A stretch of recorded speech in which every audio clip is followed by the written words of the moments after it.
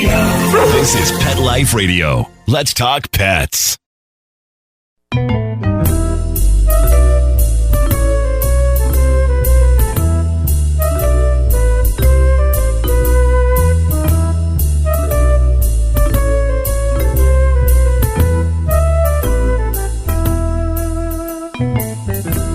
Feline friends and cat lovers, welcome to Cattitude. I'm your show host, Michelle Fern. What a special episode this is, episode 300. My guest today is someone that so many of us grew up with, watching and loving from One Day at a Time to Hot in Cleveland. She's just an amazing person. She has been in our life for decades. She's an Emmy award-winning actress, a best-selling author, beloved television personality, and, as we're going to find out, a devoted cat mom. So stay tuned. We'll be right back. You know the expression, cats have 9 lives. Well, what if you can give them one more? The Give Them 10 movement is on a mission to help give cats an extra life. How?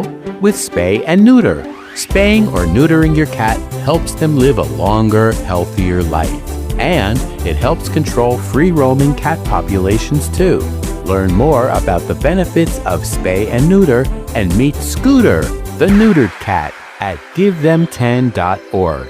That's givethem10.org. Let's Talk Pets on PetLifeRadio.com.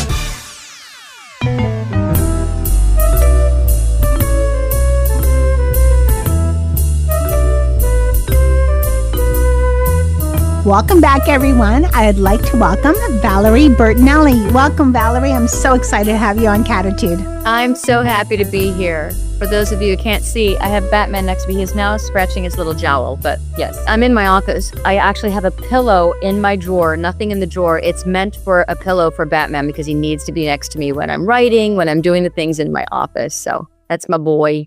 So that's Batman. And what are your other cats? Okay, I still say Nelson, even though Nelson left us a year ago. Oh, I'm sorry. Was the very first cat that I fostered and decided to keep. Then Henry, who's an all white with gold eyes cat.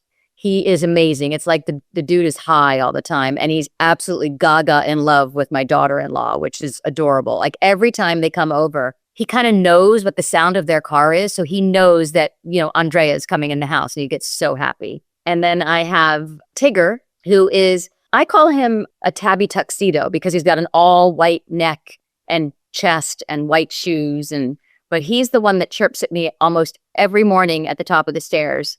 He doesn't come in and sleep with me, but he waits for me outside my bedroom. He's got a couple beds up there and he chooses whichever one he wants to be in. And so that's Tig. And then there are Bubba and Beau, who were my parents' cats. And I had fostered them for my parents about 12 years ago. And when my parents passed, I took them in. And now they are no longer my cats. They are Wolfie and Andrea's cats. They just came back to me because Wolfie's leaving on tour this week. And they were very sad about it. Not just the cats, but Drea and Wolfie walked out of here crying because they're going to miss their boys so much. But so I take care of Bubba and Beau while Wolfie and Drea are on the road. So you have 5 at one time? Yes, I do. I had 6. I have 5 now. And when Bubba and Beau are with their parents, I have 3. And then I have Luna, my pup. House full of fur babes. There's nothing better than a house full of fur babies. I wouldn't have it any other way. I have never not had a cat in my life from the moment I was born. Like my mom loved cats. Wolfie, my son, has never not had a cat in his life. So he loves cats. And we've had dogs here and there. I don't think I'll ever get another dog after Luna because she's like super special. But I've had other dogs before her. And, Sherman was special in his own way. But yeah, Luna's something else. So nobody can compare to her. Let's talk about your cat crew. Your main crew is the 3 cats, right? Mm-hmm. It is Tigger and Batman and Henry. So who's the boss? Batman. And he's also the smallest. Yeah.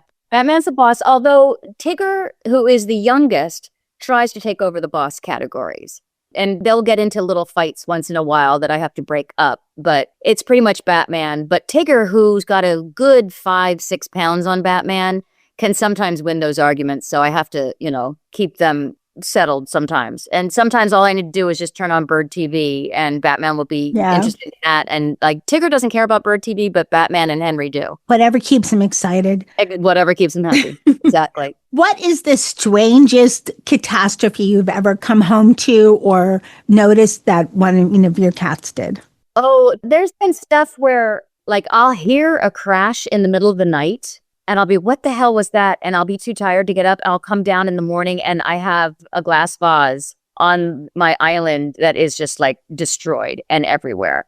And it's inevitably Batman that has pushed it off the counter. So I don't do that any longer. I no longer keep flowers in glass vases.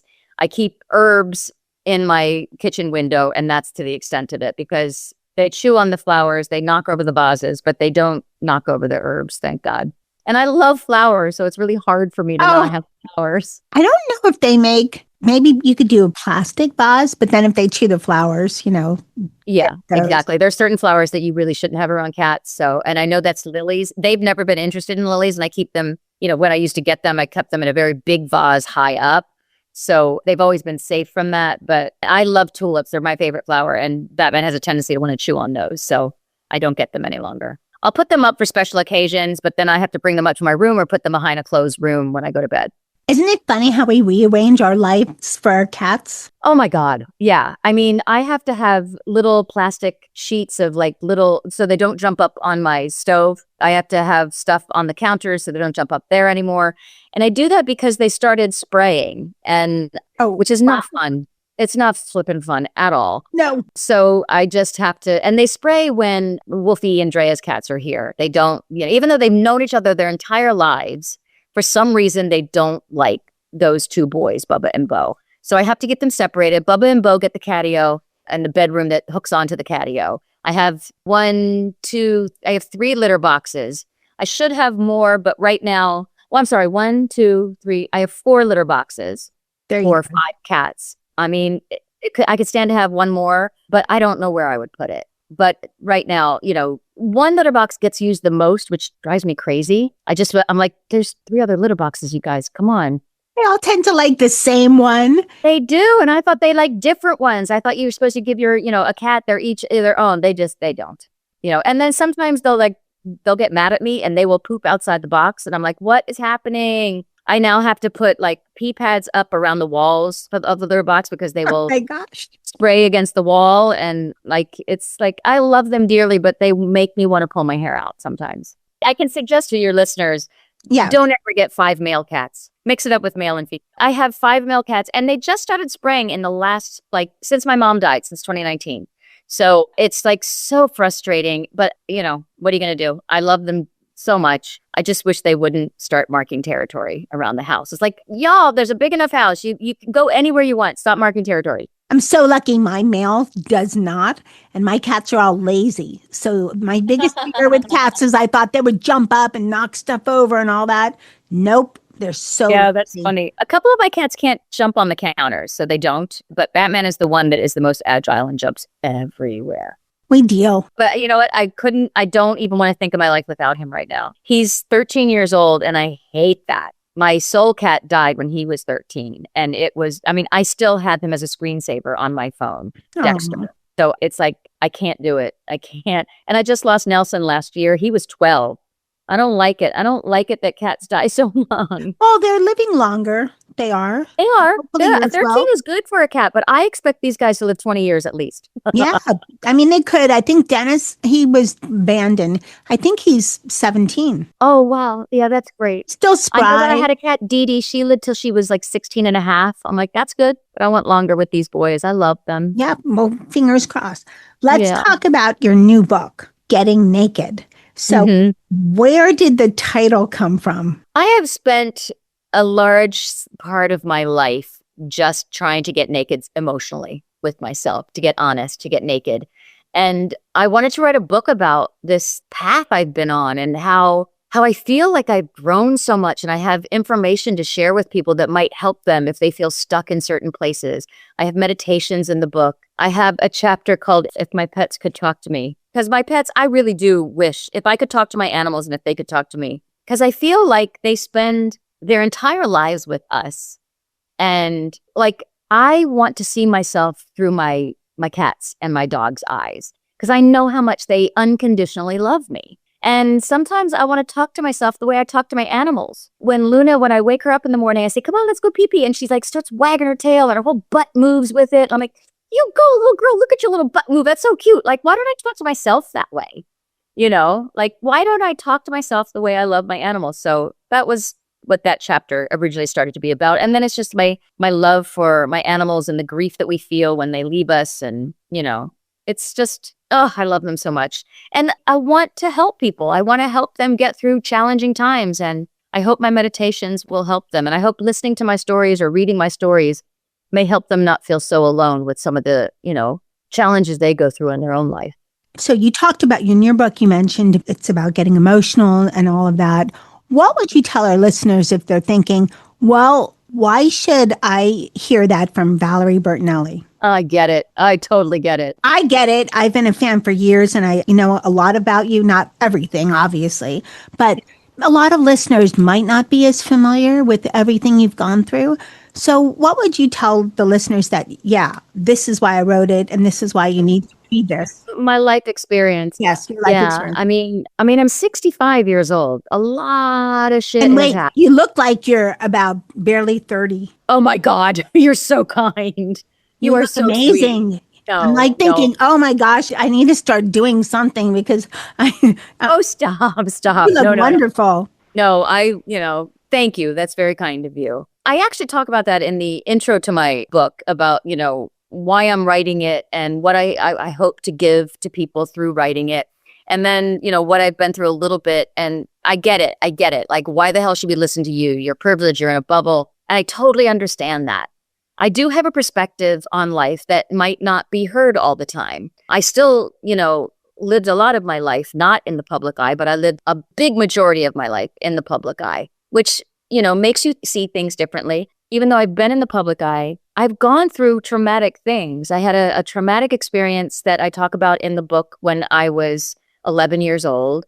I go through body image and why that's so important for us to change that in this industry and in the world, not just this industry, and how we can love ourselves more and the processes and why I got to where I had gotten and how helpful it can be. But I understand people think that I'm in this privileged bubble, but I've also had life experience that I think could help them. And listen, nobody says you have to listen to me. Nobody says you have to buy the book or anything, but I think I could help you if you're open to it. I think people need to hear you. And I appreciate that you mentioned you've had privilege, but you've had a lot of challenges too. People, and that's just people that know you're, whatever has been out in the public. Right. And I get pretty raw in this book and talk about, traumatic experiences, because I also think that once we start naming it and talking about it, and once we start talking about what we may feel shame about, even though we know that's not our shame to carry, I think it could be helpful for someone else, to work through it. I talk about my experience with EMDR, which is a therapeutic experience where for me, my EMDR was holding paddles in my hand. It's also an eye movement that helps your brain settle to a point to where you can access the emotions so that you can process them. So I talk about that in the book. And I talk about things that I'm hoping will be helpful to people. Even with I think more importantly, because I had this privilege, I need to make things available to people that might not be able to get it. And I think therapy is important. And I know it's expensive, but I also think if we open up communication to people through talk shows like you have, and, even though we're talking about pets, we're still human beings, Right. Pets, there's a lot of stuff to the people that care for the pets that we love. So I think it's just about community and making people not feel so alone. I think it's actually very generous of you to share all of this in a book. Oh, wow. Thank you. Because there's so many that don't. And, it's a book about a lot of things. And of course, you mentioned your cats are in the book. But again, we're all people when we come down to it and human. And there's a lot that comes with human. Yeah. There's a lot just with coming of being a human being. There's a lot comes with even just the world around us is crazy. And then sometimes our households can be a little crazy. Sometimes our parents didn't model good, loving behavior. Sometimes we all have things we need to get through. So I hope that the people who need to hear it and need to feel seen and heard will feel seen and heard. And the people that don't need it, I'm cool with that too. I'm not trying to push anything down anybody's throat. Well, I appreciate all of that. Let's talk about food because you have been on a lot of food shows. You've talked a lot about food. You have something coming up related to food. Can we talk? Can we mention the name? Yeah, Valerie's Place. It's Valerie's Place. It just went live today. ValeriesPlace.com. Okay. Our app is going to be coming soon. I have 3 cooking shows on it. I will also have live cooking on it where I can cook with people or they can cook along with me. I'm going to have a podcast called Getting Naked Podcast, and I'm going to have a book club that I want to share book recommendations with people, and I also have them share recommendations with me. And also, at least 6 times a year, maybe more, I want to have a book group where everyone, gets onto a Zoom and we actually discuss the book and we talk about it. You're going to be busy. I am going to be busy. All of I'm that. good with that. I'm so good with that. I'm a voracious reader, so I love the idea of a book club. What are you reading now? I have a new author, Ray's, I think her last name is, but I just finished Christina Hanna, her book, Midnight Rules. Ooh, okay. I read so much. I have Don't Sweat the Small Stuff. Oh, yeah. I love self-help books, too. I am digital because I use my library card, though. And I'm a big fan of Libby, which I do not own or anything, but without it, I could not get by. Yeah. Back in the day when you had to use your library, when old school, right? Years ago. I loved that. I loved going to the library. I think I used my library card more than I used credit cards because I always had to have books. I have to have to read.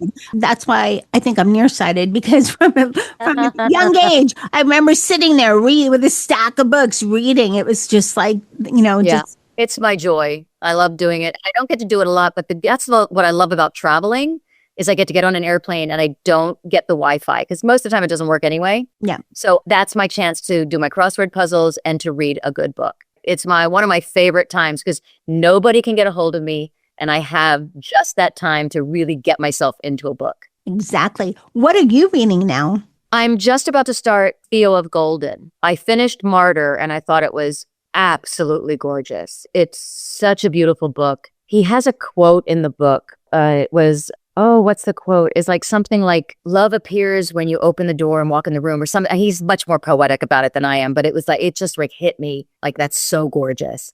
I love Louise Hay, but right now I want to read Theo of Golden. I've been in a book group for almost 30 years, and that is the book group for this month. So I'm about to go get it so that I can then take it on an airplane because I'm flying on Sunday. Good idea. With all the reading I've done, I've never done a book group. Oh, it's so fun. Something to look into. I'm telling you, it is the best. I have been with these ladies for so many decades, and I learn about new books through them. I love the books that they read. Sometimes we have really crappy books. I mean, we're always very clear. We understand what kind of work goes into writing a book. And I never disparage the author at all. I was just like, this isn't for me. I don't like these characters. It make me comfortable to hang out with for a while. So there are some books that I'm like, nah, but those actually start the greatest conversations in book group. So even if the book isn't something you all love, we have a great conversation. I'll have to look for one. You can start your own. Or start my own. It's interesting when you say that because there are some books, I'll look at different, things online, the best picks, all that kind of stuff. Yeah, I follow a lot of book talkers on TikTok and yeah. Yeah. And then sometimes there's a book, there's Sally Rizzo, right? Something. I'm probably mispronouncing. Everyone, love book, greatest book. I tried to read it. The voice, the tone, it's just conversational, never ending. Right. Yeah, some books are for us, and I don't disparage the author. I'm just, this one's not for me. I mean, there was a book, I hate not finishing a book. I hate it.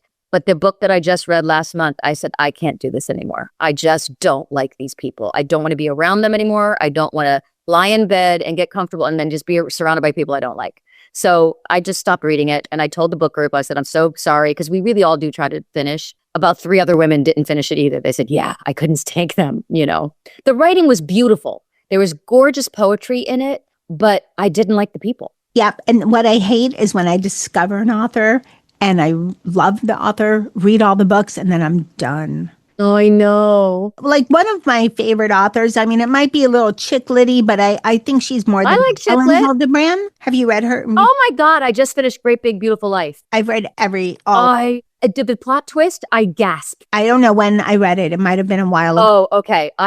Oh my God. I love that book. I've read all of them. I'm so with you on her. I've only read that book of hers. Oh, I've read everyone. I loved it. I'm going to definitely read more of hers. She has great books. But you know who I also love, an author I love that I've read almost all her books is Geraldine Brooks. And Horse was a really good book that I absolutely adored. And then she wrote a book called Memorial Day. After that, she wrote that about the process of writing Horse when her husband died. Oh my God. It was so beautiful. I had no idea that her husband died while she was writing Horse. And for her to be able to finish that gorgeous book, going through all of that, it just made me respect Geraldine Brooks that much more. Yeah. So Horse, look it up. It's so good. I will. I'm taking notes. I generally, on my list of books, I have some audio from traveling or driving. I listen to books too when I take my dog for a walk. Yeah, some regular ones. I always overdo, I have like 10 going at the same time or something. Yeah. So. Yeah, I used to not be able to do that, but now I can because there's certain books I have to read for the Drew Barrymore show because I want to be able to be knowledgeable about the author and their book. And then so I'll put down the book that I'm reading currently and then pick that up and, go back and forth. It's not like watching a TV show where you have to like stop midway through. I try to stop at the end of a chapter so I can be a little bit more clear. Yeah. What's bad is when you start it and then you forget about it and you renew it and you have it for. I have to go back a couple chapters. Yeah. Have you read Jodi Picoult? I had not read Jodi Picoult. Very good. And Lisa Scottaran, I'm going to mess up her name, Scottaran or Scotta something. She's written some amazing books. Jodi Picoult, I would say 95%. There's one that she's written recently about Mad Honey was great. That's a good Okay. All right. Hopefully I'm not mixing up my authors. No worries. Yeah. Sometimes I just go to Goodreads and I'll look up the book and it brings you right to the correct book. I don't need to have the author. And yeah, Lisa's good too. Scott Lane. We're going to take a short break and we'll be right back. Want to know who the latest trendsetters are in Hollywood? How about Irish setters? Find out who's been spotted with spots, chowing with their chow, and shopping for Gucci with their Poochie. Get the scoop on all the latest celebrity pet patter right here. Pet Life Radio. Let's talk pets. Let's talk pets Let's talk pets on Pet Life Radio. Pet Life Radio. PetLifeRadio.com. This is Lisa Simpson. How are you? You are listening to Cattitude on Pet Life Radio. Thanks so much for being here.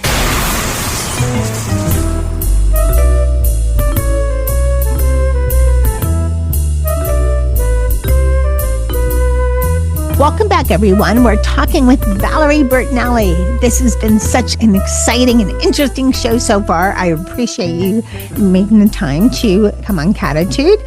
Okay, let's talk more about Valerie's Place. Are you going to be doing any cooking for your cats? Oh, you know what? I don't think I've ever cooked for my cats, but I see some of these videos on TikTok and Instagram, and I'm like, oh my God, some of the food they make for their animals, I'm like, I need to do that because I have specially food for 2 cats, and I have, other food for the other cats, so I have to separate them when they eat because they're all seniors.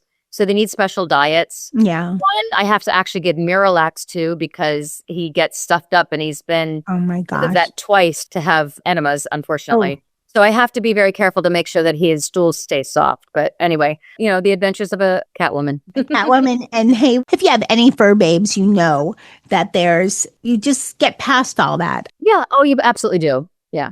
I mean, because you just want the best for them. You want them to feel healthy. You can always tell when something's a little off with them, Yeah. My niece was just concerned about her dog's outie anus. I don't know. I didn't want to say poop That's hole, scary. I mean, I would be scared too. I'd be right back down to the vet. Yeah. She was very concerned. She was asking me, who do you advise? This and that. It was just, I know that my son and his wife were at the vet on Christmas Day because one of the cats couldn't poop and hadn't pooped for 3 days. Oh, Which is dangerous for a cat. Cats are hard because they're such stoic creatures. It is so hard. You can never tell when they're in pain. No.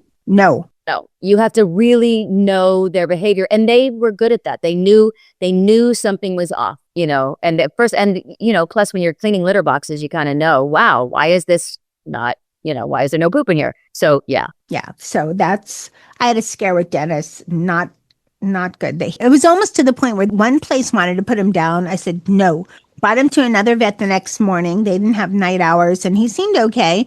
Kept him there. He had crystals in his urine. So Yes. that is common with male cats. Dexter, I had that with Dexter. They had to widen his urethra and cut Yes. off his penis. I mean, Yeah. it's horrifying. But you know what? Dexter lived Common. Well, you know, you have 5 males. another 5 years. So it's kind of Yeah. a common thing. It is. With male cats, it's very common. Okay, so let's talk about you. You've reinvented yourself many times. So you've, acted, you're an author, cooking personality. What makes you curious to go on, and what is the one that you would define yourself the most as? Would it be actress, author, cooking personality? Maybe it's cat mom. Maybe, It's all of it. superwoman. Well, no. I just have, I have been able to take the things that I find interesting and make a living. Like, I think comedy and drama are so interesting, and I love acting, and I've been able to make a living at it. And then I've always loved cooking since the time I was a little girl, watching my noni cook in Adeline's basement kitchen. So I've always loved cooking. And then I started writing cookbooks, and then I was able to get a show on Food Network. So I was able to start a whole other side career, which I loved. And I love books, so I want to have a book group, a public book group. I love my cats, so I have Wolfie's Meow on Instagram so that you can see all my cats and see what they're doing.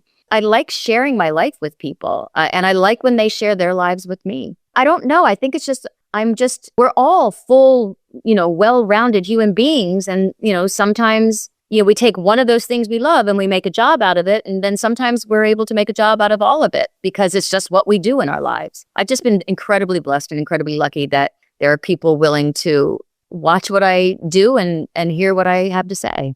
I think your amazingness comes across, even, in this interview. You're very genuine, you're very generous and humble. And that's something we need to keep in mind of. And I personally think we need a little bit more of that in this world. Yeah, I don't disagree with you. I think there are beautiful pockets of people. And I think when we find like-minded souls, it's great to just make our circle even bigger and bigger. And that's what I'm attempting to do with Valerie's Place. I just want my circle to be bigger. I have my dear girlfriends that I've had for almost 30 years. I have my family that I adore. I have people that I love to work with. And I think as we expand our circles and let more people into it, our lives just become fuller. I think community is one of the most important things we can do. And I think expanding our community is, and you're doing that too with your show. You're doing that by all of us cat lovers get together and listen to you. And that's special in and of itself. Well, thank you. And, one of the things I love about doing this show is that besides having great guests, is that it also spreads a lot of information. Yeah. We do a lot of talk about TNR. I had a great show about declawing because there are cat lovers that don't have a clue. Listen, I was one of those cat lovers that didn't have a clue. I declawed my cat, I think it was 26 years ago, the cat that I had back then.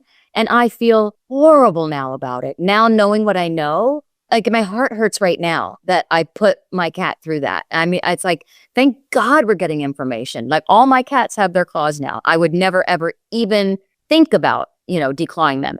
My furniture looks like shit, but I don't care. Well, I think we all have that. I bought my couch knowing that someone's going to get sick on it. There's someone's going to puke on it, scratch it. And I thought I was doing good until my husband said, look at that side. It's clawed right here. Oh, yeah. Right to the bone. Yeah. So you know what?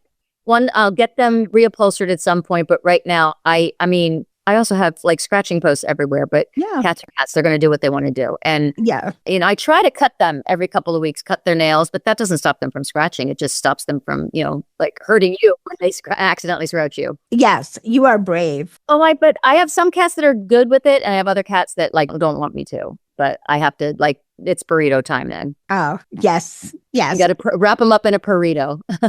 They're feisty. What is the one thing you would like to tell all of our cat listeners out there? You guys are so cool.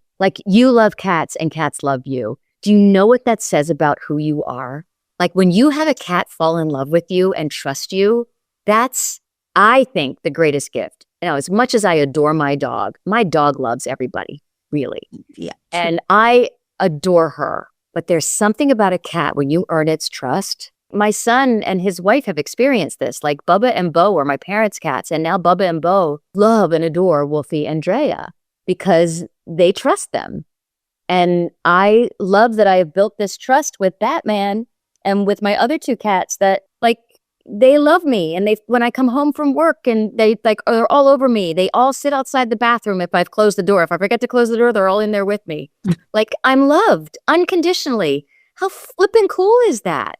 And all of us that own a pet get to feel that love and then put that love back out in the world. Thank you. And what would you say to someone who's listening, hasn't quite made the plunge, should I adopt? I don't know, blah, blah. Here's what I would suggest, because this is what helped me after Dexter died. I thought, I can't get another cat. Like, I'll never love anything as much as I love Dex. A girlfriend of mine who actually runs some foster cares said, why don't you try fostering? Because you're so good with cats. You can play with them. You can bottle feed them because shelters need people to take these poor little kittens out of the shelter and out of the cages. That's what happened with Batman. He was an orphan black cat and nobody was going to come save him. He was like 4.5 weeks old. And wait, I just want to mention, because we're on video, we might have some clips we don't know yet, but Batman's black, solid black. Yeah, Batman is a beautiful black kitty cat. Yeah. He's gorgeous, but black cats and black dogs, they're not adopted as much. Black cats are not adopted. And this guy was an orphan. He didn't have any other kittens in the cage with him. Some they brought kittens in. So this is what happens is if they couldn't have found a foster for Batman, he would have been euthanized. Yeah. I happened to be there the day he was into. So I was allowed to foster him and I was going to find him a home. Well, don't you know? I fell madly in love with him, so I never found him a home. I was able to find homes for about 15 cats that I all fell madly in love with. So it's hard, but I think by fostering, this is what you could do if you're on the fence on whether you get a cat or a dog or not. Foster one, and then try to find a home for it, and do your best through the agency that you're fostering the animal from, and they will help you get connections with people that may be looking for a pet. But fostering kind of allows you to put your toe in and care for another living, breathing soul, and still like not fully commit, but know that you can give your love to a little, a little cute little furry thing. And then, if you happen to think like, oh, I can't give this cat, then keep it. Then you've found what you wanted to do. You wanted to then own this pet. Okay. And a lot of people say with cats, I think it was one of our show hosts said this, they're like potato chips, you can't have just one. I think Bernadine said that.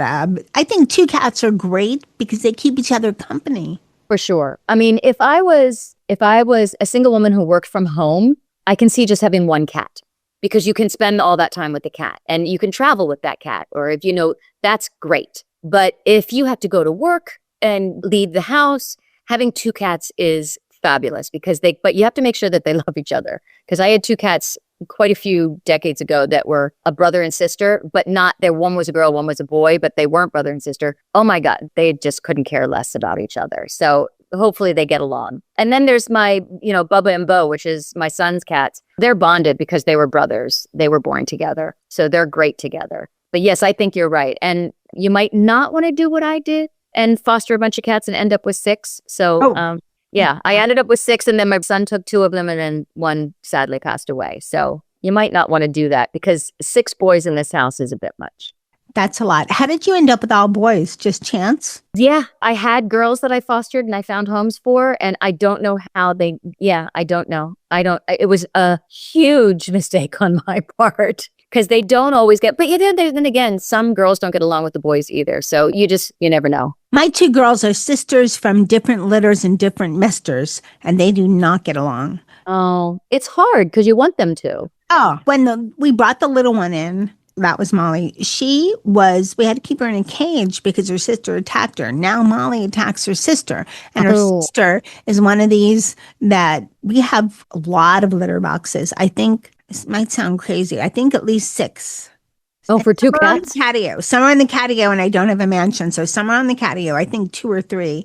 So 3 in the house. They have a lot. I have 1 in a back bathroom, the guest bathroom, 2 in the catio, 1 in the actual catio, 1 in the room that is connected to the catio, and then 1 it's tucked under where you go out to the garage. So yeah, they're all spread out through the house. If I had another room to put 1 in, I probably would, but I don't. It's a lot, but if Charlotte would use them, I would be so happy. But it's, 10 years but you just deal with it. It's just part of life's challenges. I was told that when I was spayed by cats, they would not spray.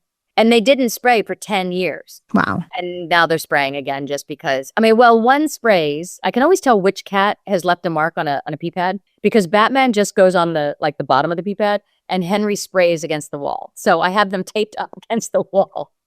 I can always tell who sprays. They do that. They have stuff that you put on the wall so that cats don't spray. They have stuff you put on the wall if you use an automatic box and your cats doesn't clean their tush as well as they should, like Sphinx cats. They're known for, right? Okay. The bald ones. They're high maintenance. Yeah, I have a friend who has one of those. They're weird looking. I love them, but I was too afraid that my cats, especially Molly, she's very territorial, would attack the cat. And then poor little thing would. And so I couldn't do it. We've taken a lot of time. I appreciate it so much. What is the one thing you want to leave our listeners with? That I think we're part of a really cool community of cat lovers. And I think being a crazy cat lady is now a compliment. I'm so in love with my pets. I can't imagine a life without them. And when I look back on all the different pets I've had all throughout my life, I feel so blessed to get so much love and to give so much love. And I think anybody that listens to your program has to be one full of love person. So bravo to all of us. Is there anything we didn't mention that you want? No, you've been wonderful. Thank you so much. Okay, well, thank you so much. It's been so much fun having you on the show and a pleasure. Thank you for all your time. Thanks for everything you do for just everyone, for the cats, for the people. We need more of you. So I'm excited to have your book. There's a lot of us out here, I think. You're one of them. I think there's a lot more out of it. It's just that the nasty people are louder. Yeah, that's, yes, unfortunately, yes, that is true. Yeah. Well, again, thank you so much for coming on Cattitude. Thank you. I hope you all enjoyed this show. What a treat it was to talk to Valerie Bertinelli. This is definitely one of my favorite shows of Cattitude, like in the top 3. So, Valerie, thank you so much for coming on Cattitude. Thanks for all you do for the cats. I just want to remind everybody about everything that you have going on. Please check out Valerie's Place. It's valeriesplace.com. She's doing YouTube videos. She has a podcast coming out called Getting Naked. So add that along with Cattitude to your list of podcasts and look soon for possibly a book club. So again, Valerie, thank you so much for coming on Cattitude. Thank you to all my listeners. I appreciate you guys so much. So thank you. And of course, thanks to my cat crew, Dennis, Charlotte, and Molly. And the show would not be the same without the magic of Mark Winter. So thank you so much, Mark. And remember, lose the attitude, have Cattitude. Let's Talk Pets every week on demand, only on PetLifeRadio.com.